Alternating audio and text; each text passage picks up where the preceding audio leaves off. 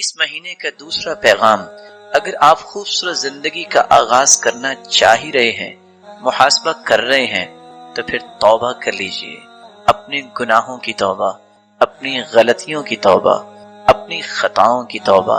لیکن یاد رکھیے گا، یہ توبہ اس وقت تک قابل قبول نہیں جب تک اس میں 7 شرائط مکمل نہیں ہوں گی۔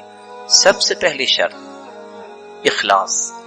اگر اللہ کو راضی نہیں آپ کرنا چاہتے، لوگوں کو ہاتھ اٹھے دکھانا چاہتے ہیں، لوگوں کو بتانا چاہتے ہیں کہ میں بہت توبہ کرنے والا ہوں، میں تو بہت دعا کرنے والا ہوں، پھر بھی توبہ قبول نہیں ہو، کیونکہ اللہ کے رسول صلی اللہ علیہ وسلم کا فرمان ہے، ان اللہ لا يقبل من العمل الا ما كان له خالصا وابتغي به وجهه۔ اللہ تعالی صرف وہی عمل قبول فرماتے ہیں جو خالص اللہ کی رضا کے لیے کیا جائے، اور اللہ کو راضی کرنے کے ساتھ ساتھ اس کو ہی اپنے عمل کا محور و مرکز بنا کے عمل پیش کیا جاتا ہے کہ میرے مالک، جیسا کہ عمر رضی اللہ تعالیٰ عنہ کہا کرتے تھے، اللہم اجعل هذا العمل خالصا لوجهك، اللہ اس میرے عمل کو خالص اپنے لیے خاص کر دے، ولا تجعل فیہ لأحد نصیبا، میرے مالک میرے اس عمل میں دنیا میں سے کسی کا حصہ نہ رکھنا، 100% اپنی رضا کے لیے اس عمل کو قبول فرما لے۔ دوسری بات، جب تک کوئی شخص بدعت میں ملوث ہے، بدعات کا مرتکب ہے، بدعات ایسا پہلو جس کو قرآن نے بیان نہیں کیا، کسی حدیث نے بیان نہیں کیا، موقع تھا، اسباب تھے، لیکن اللہ کے رسول نے وہ کام نہیں کیا، صحابہ نے نہیں کیا، اس کام کو دین بنا کے، نیکی سمجھ کے، عمل صالح سمجھ کے، اللہ کا قرب سمجھتے، عبادت سمجھ کے، ریاضت سمجھتے، خیر خواہی سمجھ کے دین میں شامل کر دیا جائے، یہ بدعت ہے۔ اور حدیث یہ کہتی ہے، ان اللہ احتجر التوبہ عن کل صاحب بدعہ، لوگو اللہ تعالیٰ نے توبہ قبول نہیں کرنے اس شخص کی جو شخص بدعتی ہے۔ 1699 نمبر صحیح الجامع کی روایت اور 162 نمبر سلسلہ صحیحہ کی یہ روایت پیغام دیتی ہے مسلمانوں کو، مسلمانوں توبہ قبول کروانا چاہتے ہو، بدعت کو چھوڑ دو۔ من عمل عملا لیس علیہ امرنا فہو رد، جس شخص نے کائنات کا کوئی بھی فرد، کوئی بھی عمل کرے، اگر وہ سنت کے موافق نہیں، حدیث کے موافق نہیں، رسول اللہ صلی اللہ علیہ وسلم جو ذات کے اعتبار سے بھی اعلیٰ، بات کے اعتبار سے بھی اعلیٰ، عمل کے اعتبار سے بھی بے مثال، جب تک ان کے طریقے کے مطابق عمل نہیں ہوگا، فَهُوَ رَدٌّ أي مردود، وہ مردود ہے، اس کی کوئی قیمت نہیں، وہ اللہ کے ہاں شرف قبولیت سے نوازا نہیں جائے گا۔ بلکہ صحیح بخاری اور صحیح مسلم کی روایت ہے، من احدث فی امرنا هذا ما لیس منہ فہو رد، جس نے قرآن و حدیث سے ہٹ کر کسی نئی چیز کو دین میں شامل کر دیا، وہ اللہ کے ہاں قابل قبول نہیں، مردود ہے۔ اور ایک چوتھی روایت کے الفاظ ہے، ان اللہ احتجب التوبہ عن کل صاحب بدعہ حتی یدعها، جب تک انسان بدعت کو چھوڑ نہیں دیتا، ساری زندگی عبادت کرتا رہے، اس کی توبہ کو قبول نہیں کیا جائے گا۔ تو پہلی شرط، جب تک اخلاص نہ ہو، جب تک بدعت کو چھوڑا نہیں جائے گا، توبہ قبول نہیں ہوگی۔ توبہ کی قبولیت کی تیسری شرط، رسول اللہ صلی اللہ علیہ وسلم نے فرمایا، ان العبد اذا اعترف ثم تاب تاب اللہ علیہ، بندہ جب اعتراف کرتا ہے، کس کے سامنے؟ اللہ کے سامنے، اقرار کرتا ہے، کس کے سامنے؟ اللہ کے سامنے، میرے مالک میں اعتراف کرتا ہوں، میں اقرار کرتا ہوں، مجھ سے یہ گناہ ہوا، مجھ سے یہ غلطی سرزد ہوئی، میں خطا کار ہوں، یہ اعتراف اللہ کو پسند آتا ہے۔ اللہ اس کی توبہ کو قبول فرماتے ہیں۔ چوتھی شرط، پھر اپنے گناہ پہ شرمندہ بھی ہو، نادم بھی ہو، پریشان بھی ہو۔ رسول اللہ صلی اللہ علیہ وسلم نے فرمایا، صحیح الجامع کی 1233 نمبر روایت ہے، فَإِنَّ التَّوْبَةَ النَّدَمُ، توبہ ہے ہی شرمندگی کا نام۔ جو شرمندہ ہو جائے، نادم ہو جائے، پریشان ہو جائے کہ واقعی میں نے گناہ کیا ہے، مجھے ایسا نہیں کرنا چاہیے تھا، اللہ رب العزت اس کی توبہ کو قبول فرما لیتے ہیں۔ چوتھی شرط، رسول اللہ صلی اللہ علیہ وسلم نے قرآن مجید جو لوگوں کو پڑھایا، سمجھایا، اس کے ضمن میں فرمایا، جب تک جس گناہ سے توبہ کی جا رہی ہے وہ گناہ چھوڑ نہیں دیتا انسان، توبہ قبول نہیں ہوتی۔ رسول اللہ صلی اللہ علیہ وسلم کا فرمان ہے، سیدنا ابو ہریرہ روایت کرتے ہیں، 1670 نمبر روایت صحیح الجامع کی ہے، ان العبد اذا اخطأ خطیئہ، بندہ جب کوئی غلطی کرتا ہے، نکتت فی قلبہ نکتۃ سوداء، اس کے دل پہ کالا نشان لگ جاتا ہے، جب بار بار گناہ کرتا ہے حتیٰ کہ پورا دل سیاہ ہو جاتا ہے، لیکن اگر اس کے اندر اتنی صلاحیت آ جائے کہ وہ گناہ کرنے کے بعد فَإِنْ هُوَ نَزَعَ، اگر وہ گناہ کرنا چھوڑ دے، وَتَابَ، توبہ کر لے، وَاسْتَغْفَرَ، اور استغفار کر لے، سُقِلَ قَلْبُ، اللہ اس کے سیاہ دل کو دوبارہ سفید بنا دیتے ہیں۔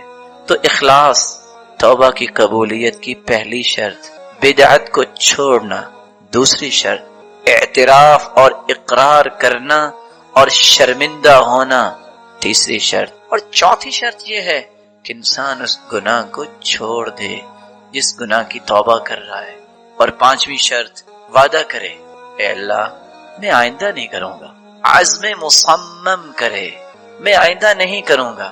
اسی بات کو قرآن مجید نے سورۃ آل عمران میں 135 نمبر آیت میں اللہ تعالیٰ نے اس حقیقت کو بیان کیا ہے۔ اللہ رب العزت فرماتے ہیں، وَالَّذِينَ إِذَا فَعَلُوا فَاحِشَةً أَوْ ظَلَمُوا أَنفُسَهُمْ ذَكَرُوا اللَّهَ فَاسْتَغْفَرُوا لِذُنُوبِهِمْ وَمَنْ يَغْفِرُ الذُّنُوبَ إِلَّا اللَّهُ وَلَمْ يُصِرُّوا عَلَى مَا فَعَلُوا وَهُمْ يَعْلَمُونَ۔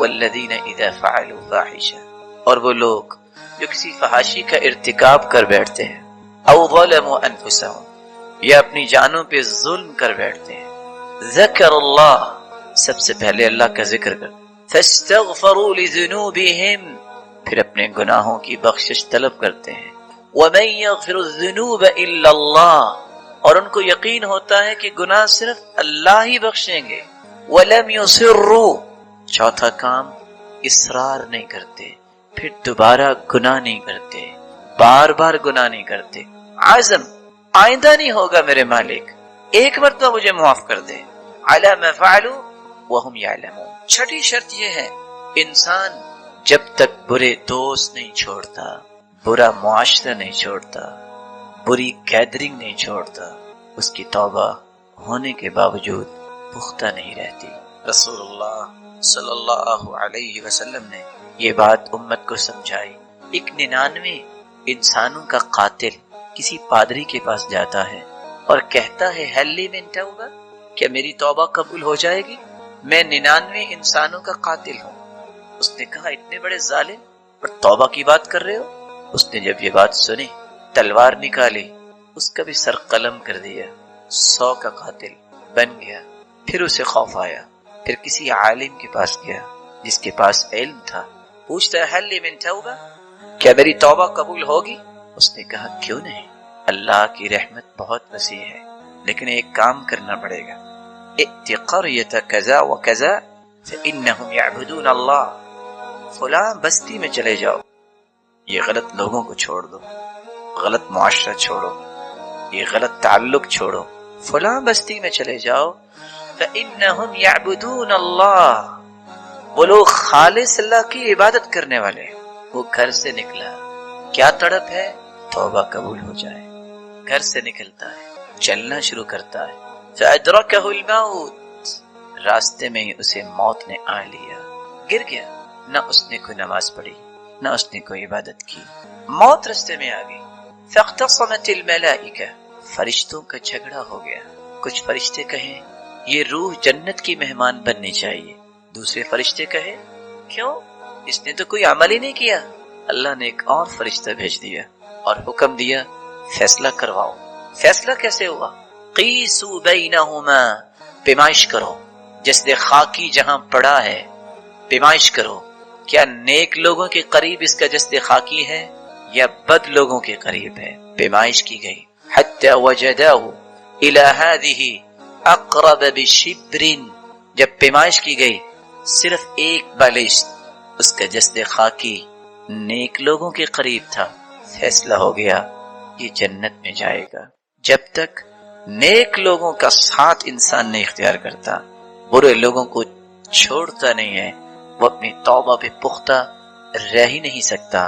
لوگ تانے دے دلا کر واپس لے آتے ہیں برائی پہ، لیکن جواب وہ دینا چاہیے جو موسیٰ علیہ السلام نے دیا تھا۔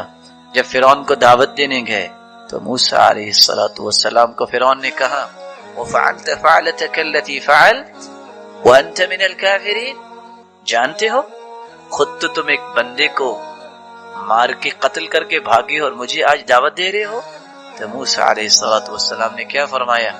قال فعلتها اذن وانا من الضالین، میں نے جب یہ کام کیا اس وقت پیغمبر نہیں تھا، اب مجھے اللہ نے پیغمبر کا درجہ دے دیا، میں اب نبی ہوں، اس لیے آپ کو میری بات سننی ہے۔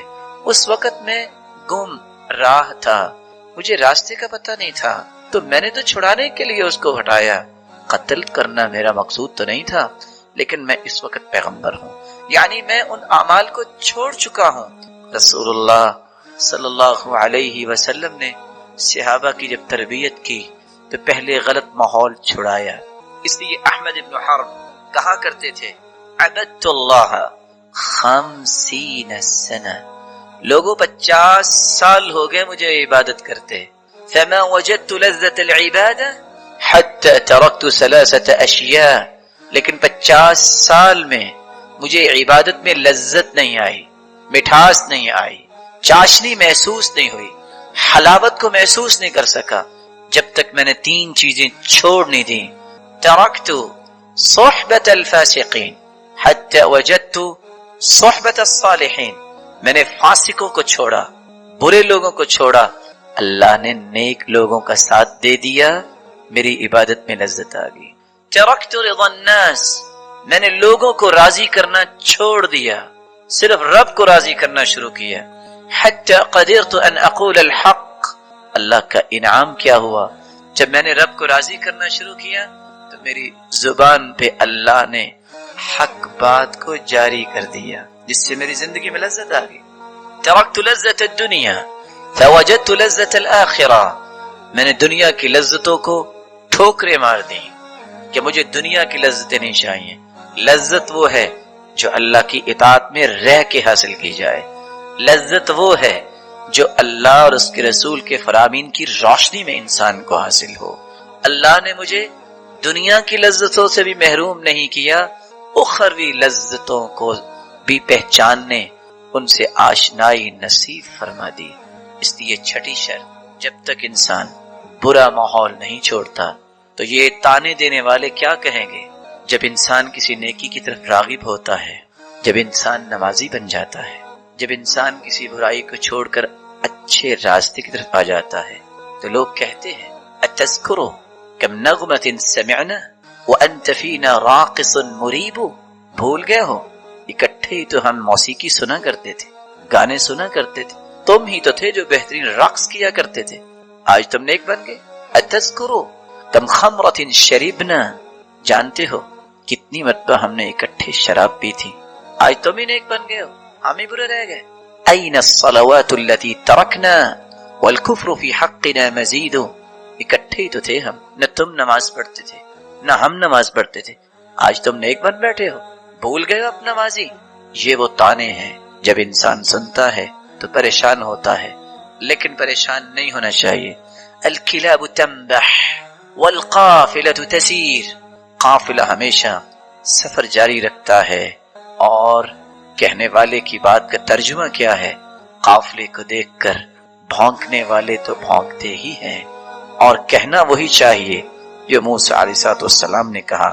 یا پھر صحابہ کرام میں سے ابو مرثد الغنمی رضی اللہ تعالی عنہ، اسلام سے پہلے اناق نامی عورت سے اس کا تعلق تھا، جب مسلمان ہو گئے بھول گئے، جب مدینہ سے مکہ گئے کیوں گئے؟ طاقتور تھے، صحابہ کو کندھے پہ اٹھا کے بھاگ کے مدینے لانا تھا۔ اناق نے دیکھ لیا، کہتی ہے ابو مرثد، فلم یلتفت، ابو مرثد الغنوی نے دیکھا بھی نہیں، کہا جانتے ہو میں کون ہوں؟ کہا اب تمہاری طرف نظر اٹھانا بھی میری نظر کی توہین ہے، تجھ سے ہم کلام ہونا بھی میری گفتگو اور میری زبان کی توہین ہے۔ جب تک یہ انسان ڈیسیژن نہیں لیتا، ختم، مضى ما مضى، جو زندگی گزر گئی، اپنی توبہ کو پکا نہیں رکھ سکتا۔ ساتویں شرط، قیامت سے پہلے توبہ کر لو، موت کی غرغراہٹ سے پہلے توبہ کر لو، موت کی سختیاں شروع ہونے سے پہلے توبہ جو کی جاتی ہے وہ اللہ کے ہاں قابل قبول ہوتی ہے۔ رسول اللہ صلی اللہ علیہ وسلم نے فرمایا، صحیح الجامع کی 2177 نمبر روایت، صفوان بن عسال روایت کے راوی ہیں، ان للتوبة بابا، لوگو اللہ نے دروازہ بنایا ہے توبہ کا، عرض ما بین مصراعی کما بین المشرق والمغرب، اتنا اس دروازے کی چوڑائی ہے جتنا مشرق و مغرب کا فاصلہ ہے۔ لا یغلق، یہ دروازہ کھلا ہے، یہ دروازہ بند نہیں ہو سکتا۔ کب بند ہوگا؟ لا یغلق حتی تطلع الشمس من مغربها، جب قیامت کا دن ہوگا اس دن یہ دروازہ بند ہو جائے گا۔ ومن مات فقد قامت قیامته، اور یاد رکھنا میرے بھائیوں، جو مر جاتا ہے اس کی قیامت اسی دن قائم ہو جاتی ہے۔ اس لیے رسول اللہ صلی اللہ علیہ وسلم نے فرمایا، ان اللہ يقبل توبة العبد ما لم يغرغر، صحیح الجامع کی 1904 نمبر روایت ہے، سیدنا عبداللہ ابن عمر رضی اللہ تعالی عنہ روایت کے راوی ہیں، اللہ توبہ قبول فرماتے ہیں اس وقت تک جب تک موت کی غرغراہٹ شروع نہیں ہوتی۔ انسان کچھ بولنا چاہتا ہے، بول نہیں پاتا، زبان حروف کو باہر پھینک نہیں سکتی، غرغراہٹ ہے، کچھ کہنا چاہتا ہے لیکن کہہ نہیں پاتا۔ دوسری روایت کے الفاظ ہیں، ان اللہ يقبل من تاب الى اللہ قبل ان يغرغل قبل اللہ من، صحیح الجامع کی 6132 نمبر روایت ہے، رسول اللہ صلی اللہ علیہ وسلم نے فرمایا، موت کی غرغراہٹ سے پہلے توبہ ہوگی تو قبول ہوگی۔ علامتیں کیا ہیں؟ یہی وہ سختیاں ہیں موت کی، یہی وہ غرغراہٹ ہے جس سے اللہ کے رسول نے پناہ مانگی، اللہم اعنی علی سکرات الموت، اے اللہ موت کی سختیوں میں میری مدد فرمانا۔ حالت کیا ہوتی ہے جب انسان کو موت آنے لگتی ہے؟ والتفت الساق بالساق، بڑے سے بڑا طاقتور اس کی پنڈلی پہ آ جاتی ہے۔ فإذا بلغت الحلقوم، اس کی روح پرواز کرنے سے پہلے اس کی ہنسری تک پہنچ جاتی ہے۔ عاین الملک، فرشتہ آتا ہوا نظر آتا ہے، جب فرشتے کو دیکھ لیتا ہے انسان پھر کچھ کہنا چاہتا ہے، نہیں کچھ کہہ سکتا۔ عمر بن عاص رضی اللہ تعالی عنہ کہا کرتے تھے، مجھے تعجب ہے ایسے بہادروں پر جن کو موت آتی ہے اور بتاتے نہیں کہ موت کیسے آتی ہے، کم از کم کچھ بیان ہی کر دے۔ ایک وقت آیا جب عمر بن عاص کو موت آ رہی تھی، لوگوں نے کہا، لوگوں کے بارے میں تعجب کرنے والے آج تم بتاؤ نا ذرا۔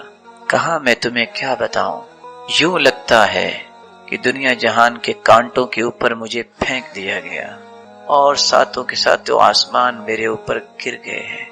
اتنی بات کی اور پھر دوبارہ بات نہیں کر سکے۔ اس موت کی غرغراہٹ سے پہلے پہلے جو انسان توبہ کرتا ہے، اللہ تعالیٰ اس کی توبہ کو قبول فرماتے ہیں اور